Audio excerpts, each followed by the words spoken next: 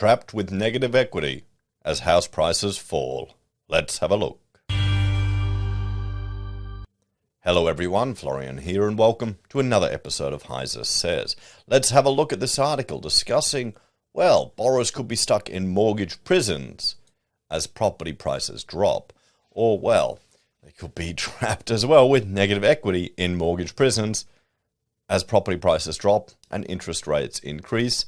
And, well, those loans that they got at very low rates start to return to normal. Now, for those of you playing at home, the cash rate has gone up. It's definitely gone up. We've had two huge increases.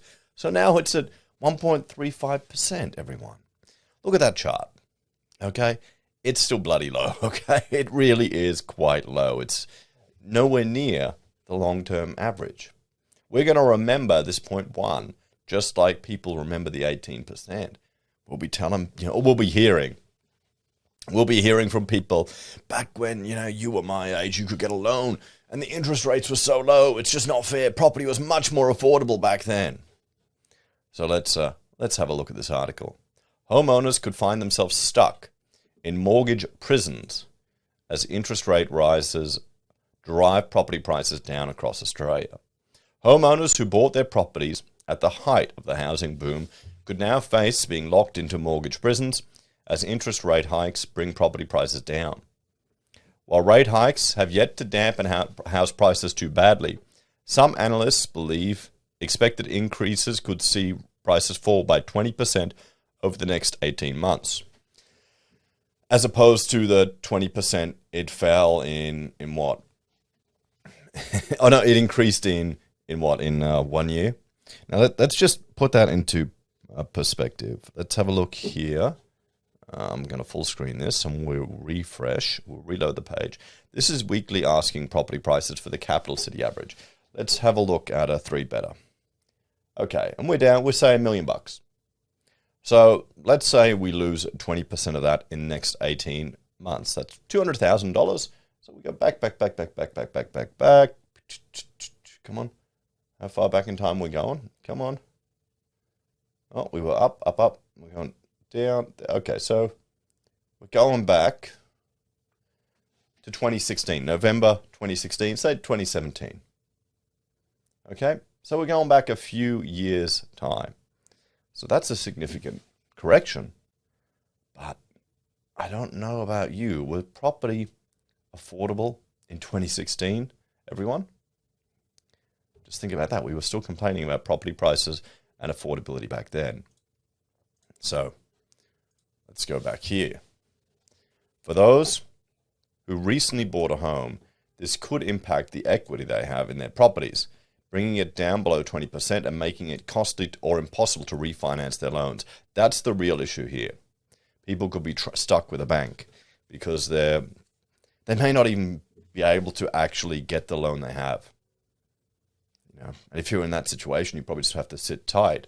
I don't know if the bank, if you're still paying, I can't imagine, and mortgage brokers who I've spoken to have told me this, that the bank is going to get you to tip more in. They could, but they don't want to upset the market. They'd rather you just keep going. Rate City Research Director Sally Tyndall said families who hadn't received a decent pay rise in the last couple of years could find they no longer meet the bank's stricter serviceability tests, particularly if they bought when rates were lower and borrowed as much as they possibly could. I mean, that's the problem.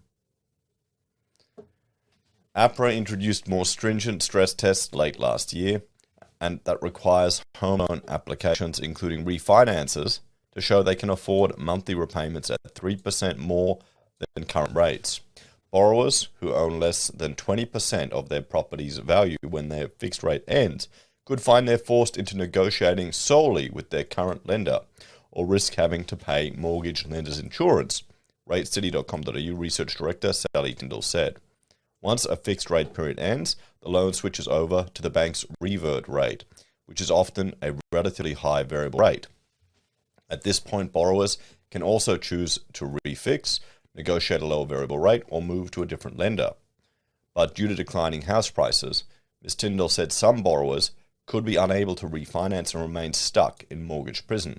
For example, if someone bought a median-priced house in Sydney in December last year with a 20% deposit, the amount of equity in their home could shrink to just 3% by the end of 2023. If prices dropped by more than 20% and the NAB forecast plays out, Rate City analysis shows if they have a 2-year fixed loan, by the end of this period, they would have a loan-to-value ratio of 97%, making it all but impossible to refinance. The picture is even more bleak for someone who bought in Sydney with a 10% deposit, as they could find themselves in negative equity with a loan-to-value ratio of 109%, while those who had a 5% deposit could have an LVR of 115. What about those who got a 2% deposit? You know, the government specials? This is despite the fact they have been paying down their debt for 2 years. Ms. Tyndall said, people who bought even 6 months earlier would be in a much better position because much of the property price increases happened in 2021. She also noted that being in negative equity would be temporary, and the long-term forecast for the property market was it would continue to go up. People who keep paying their mortgage repayments should be able to ride out the dip and may not even realize their equity had gone backwards. The vast majority of borrowers coming off a fixed rate should be able to refinance without raising even a single eyebrow. But anyone who bought recently and overstretched themselves to do so should double-check their financial positions before they refinance. Licensed financial advisor and Money.com.au spokeswoman Helen Baker told News.com.au it was a good idea for homeowners to talk to a mortgage broker prior to approaching their bank to work out whether it was even worth applying to refinance. Mortgage brokers know what the banks are looking for and whether people should even approach them. Because if they get knocked back by the bank, this will affect their credit score. Homeowners considering switching to a fixed-rate mortgage should also assess whether this would actually be cheaper and whether it's worth paying all the extra fees that go with changing mortgages. While some lucky Australians last year were able to lock in a fixed loan at an interest rate as low as 1.9%, borrowers were at risk now of locking in rates higher than if they stuck with a variable loan. If you lock in your fixed rate for 3 years and the variable rate is cheap, for 2 of those years you risk paying more in interest than if you stayed with a variable loan. Ms. Baker said banks had essentially already priced in future interest rate increases into their offers, making some fixed rates higher than variable rates. Last week, CommBank shocked analysts when it raised its fixed rates to more than 5%. It's never not a good idea to look at refinancing, but the rate rise have been priced in for sure, she said. However, Ms. Baker said the benefit of a fixed-rate loan was that people knew exactly how much they would be paying each month. With a variable loan, as rates increase, you've got to find more money to meet those repayments. According to Money.com.au, a survey of 1,018 Australian mortgage holders, around 33% said they intend to refinance their loan before rates increase or got too high. A lot of people could be held captive and not have the ability to renegotiate their mortgages because they may have bought their property at the height of the market and are perhaps overstretched. But people facing mortgage stress could also consider other options. Rents are also rising. Ms. Baker said people could rent out their properties while moving in with family or while renting a smaller place. Everywhere also seems to be struggling to get employees. Places like cafes, where you don't need a lot of qualifications, are screaming for people.